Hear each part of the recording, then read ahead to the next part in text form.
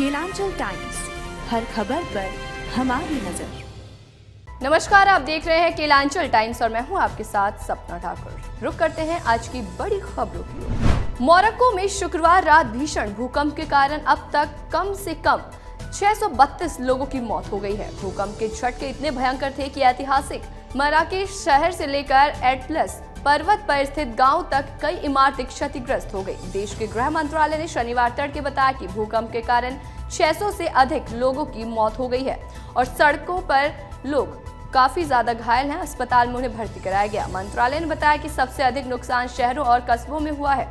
तलब एन याकूब शहर के प्रमुख अब्दुर्रहमान एत दाऊद ने मोरक्को की समाचार साइट पर बताया कि अल हौज क्षेत्र के कस्बों में कई घर आंशिक रूप से या पूरी तरह से ढह गए।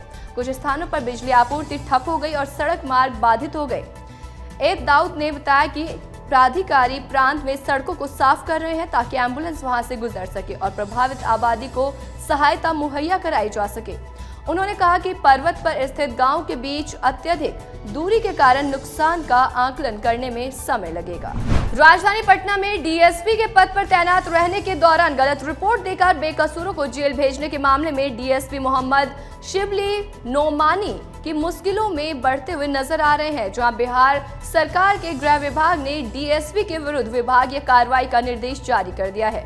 उनसे 10 कार्य दिवसों के समान प्रशासन के मुख्य जांच आयुक्त के कार्यालय में शारीरिक तौर पर उपस्थित होने को कहा गया है। शिवली नोमानी मौजूदा समय में बिहार शरीफ के अनुमंडल पुलिस पदाधिकारी के पद पर तैनात हैं। मामला साल 2017 का है। तब पटना में डीएसपी विधि व्यवस्था के पद पर तैनात रहने के दौरान बुद्धा कॉलोनी थाने में दर्ज 3 कांडों की पर्यवेक्षण रिपोर्ट में गड़बड़ी करने का आरोप है। डीएसपी शिवली नॉमिनी पर आरोप है कि त्रुटि पूर्व पर्यवेक्षक टिप्पणियों में बिना किसी साक्ष्य साजिश पूर्वक उन्होंने कांड को ट्रू घोषित कर दिया, जिसके कारण निर्दोष लोगों को जेल में रहना पड़ा। इस गलत परीक्षण के कारण डीएसपी शिवली नोमानी पूर्ण रूप से दोषी बताए गए। उधर एक अन्य मामले में गृह विभाग द्वारा गर्दनी बाग के तत्कालीन थानाध्यक्ष और सेवानिवृत्त डीएसपी बलराम प्रसाद को पेंशन कटौती का दंड तय किया गया है।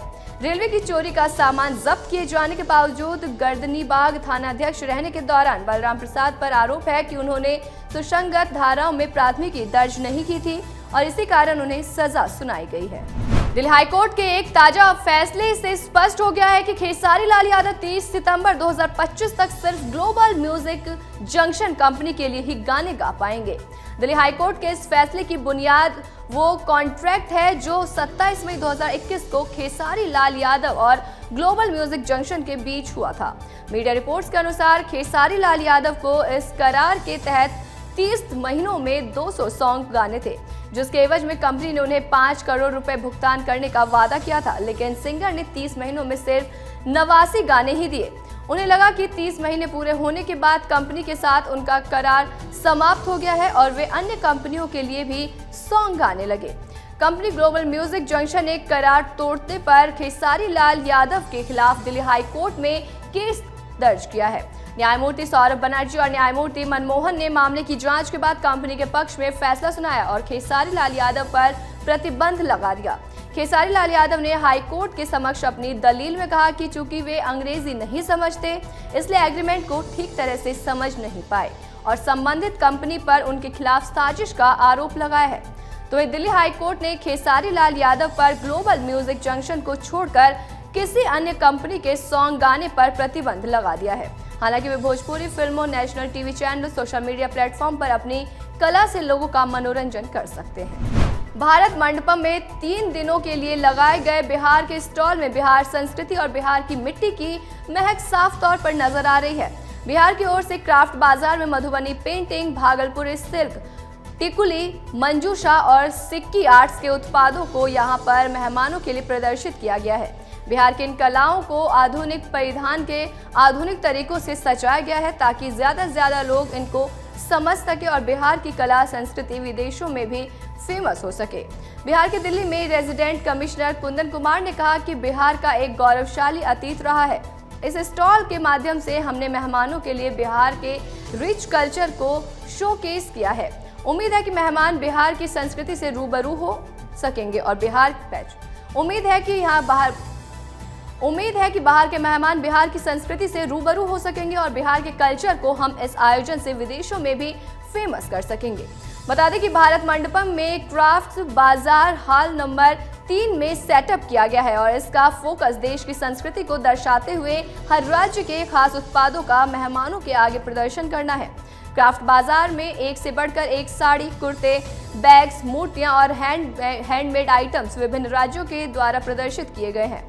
भारत मंडपम का यह एग्जीबिशन हर राज्य की संस्कृति और कलाकृति का बेहतर नमूना पेश कर रहा है। देखने में ऐसा लग रहा है मानो सारा देश ही भारत मंडपम की खिड़की से झांक रहा हो और दुनिया को विविधता में एकता की मिसाल दे रहा हो।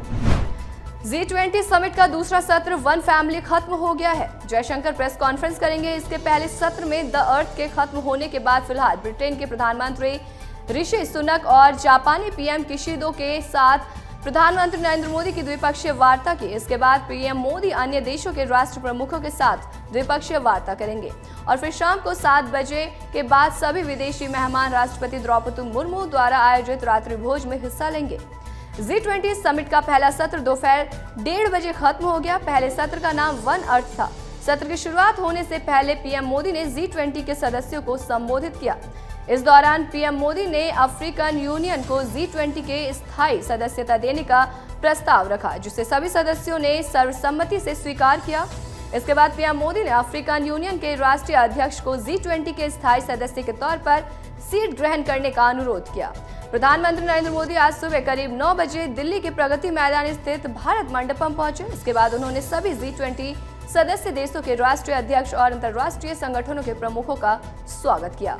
बता दें कि पूरी दिल्ली में सुरक्षा की कड़ी व्यवस्था की गई है। पीएम मोदी ने G20 समिट की अध्यक्षता करते हुए अपने संबोधन की शुरुआत मोरक्को भूकंप पीड़ितों को श्रद्धांजलि देकर की। उन्होंने कहा, हम घायलों के जल्द स्वस्थ होने की प्रार्थना करते हैं। पूरा विश्व उनके साथ है और हम उन्हें हर मदद मुहैया कराएंगे। G20 शिखर सम्मेलन के पहले सत्र द अर्थ की शुरुआत करते हुए पीएम मोदी ने कहा कि 21वीं सदी का समय पूरी दुनिया को दिशा दिखाने वाला और दिशा देने वाला है। हमें मानव केंद्रित अप्रोच के साथ आगे बढ़ना है। कोविड के बाद विश्वास के अभाव का संकट आया है। जब हम कोविड को हरा सकते हैं तो इस संकट पर भी विजय हासिल कर सकते हैं। ऐसे तमाम बड़ी खबरों के लिए देखते रहें केलांचल टाइम्स। केलांचल टाइम्स, हर खबर पर हमारी नजर।